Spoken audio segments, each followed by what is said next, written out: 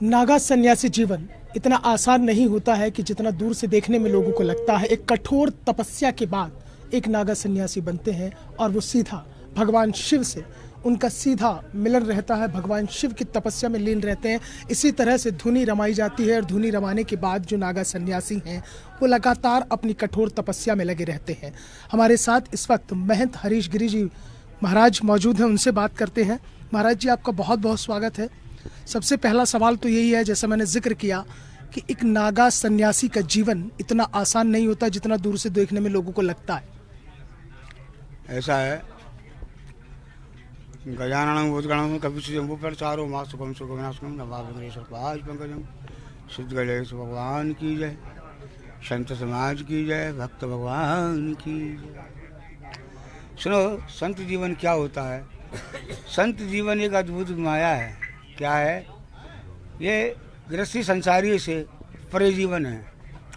अच्छा, संत अपना भजन करता है, भजन करने के लिए साधु होता है, वो अपने भजन में नहीं रहता है। जहाँ रहता है अपनी धुनी रमाता है, अपना उसमें मगन रहता है। दूसरी बात, जय श्री शंभू पर दशनाम आह्वान अखाड़ा है, जिसमें आप भी बैठे हुए हैं और हम भी आपके सामने बैठे हुए हैं। ये 13 मणि की तनी है, सामने हमारी धर्मध्वजा है, जिस धर्मध्वजा की छाया में आप भी बैठे हुए हैं और हम भी बैठे हुए हैं। यहाँ हमारे नागा सन्यासी बनते हैं। अच्छा, माँ कुंभ आता है या फिर अर्थ कुंभी लगती है, इन्हीं समय पे नागा सन्यासी बनाए जाते हैं और वे शाही स्नान नागा ही करते हैं। और जितने धूना आपको दिखाई दे रहे हैं ये सब नागा बाबा के हैं। ये जो वस्त्र धारण कर रखे हैं ये भी नागा बाबा ही हैं। अच्छा, नागा जीवन अलग जीवन है जो, क्योंकि कोई सेवा कर दे तो ठीक, नहीं कर दे तो ठीक, क्योंकि ये किसी के सामने भिक्षा नहीं कर सकते हैं। नाथ संप्रदाय के जो हैं वो भिक्षा घर घर अलग जगाते हैं, और भी कई साधु हैं जो अपने घर घर अलग जगाते हैं, उससे अपना जीवन व्यतीत करते हैं।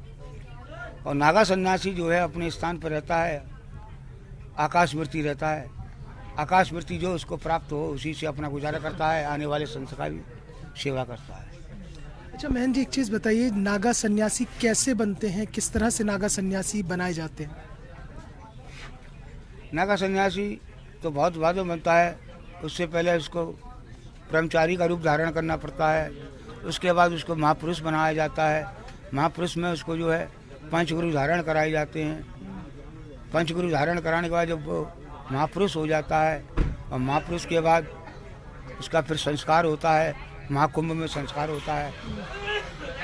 तो जब संस्कार नागा का संस्कार होता है तब उसका पिंडदान कराए जाते हैं। पिंडदान के बाद विजया हवन वगैरह होके गंगा में गोता लगवा के और यहाँ चौड़े में बैठाल के भजन कराते हैं। शीत लहर चलती है, उस शीत लहर में ओम नमः शिवाय का जाप करना है उसको। मतलब यह है कि जो एक नागा सन्यासी हैं वो जब अपना पिंडदान खुद ही करते हैं। हाँ, पिंडदान आचार के द्वारा साधु बनाया जाता है, पिंडदान कराए जाते हैं आचार द्वारा।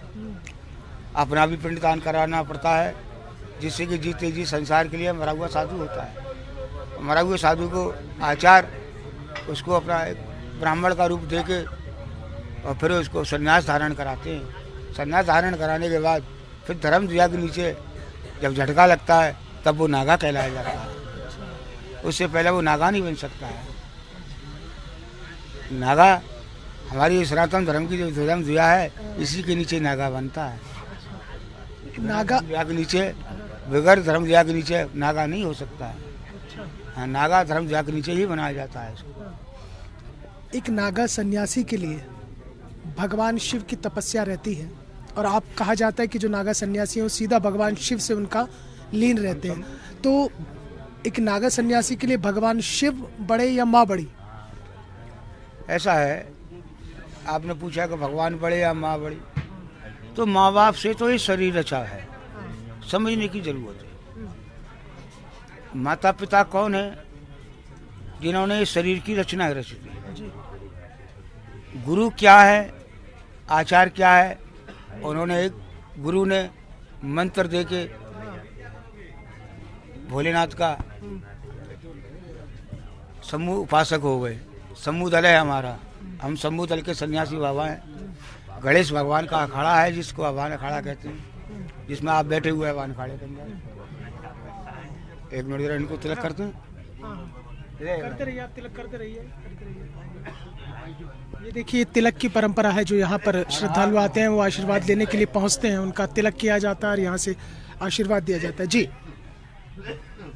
ये विभूति जो हमने इनके लगाई है, ये बशमी भोलेनाथ की है, तन पे भी लगी है और सबको भी लगा रहे हैं, क्योंकि इस विभूति से ही जगत का कल्याण होता है। साधु के पास क्या मिलेगी? विभूति। विभूति में ही तपस्या छिपी होती है। क्या है? विभूति में ही तपस्या है। ये जब इनको तिलक करते हैं उस टाइम पे आशीर्वाद जो जाता है वो स्वयं भोलेनाथ की तरफ से जाता है, क्योंकि हमारे भोलेनाथ बड़े दयालु है। वो हर समय रूम के अंदर वास करते हैं। ऐसा कोई है नहीं जिसके अंदर रूप भोलेनाथ वास नहीं करते हैं। लेकिन जान जाए तो सब कुछ है, नहीं जाने उसके लिए कुछ भी नहीं। बहुत बहुत धन्यवाद महाराज जी बात करने के लिए, इस समाज को एक नई दिशा देने के लिए, एक सनातनी परंपरा को जागृत करने के लिए।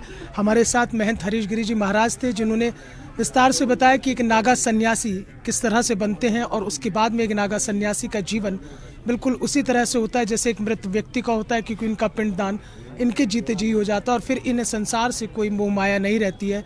जो आ जाए सो भला, ना आए तो भला।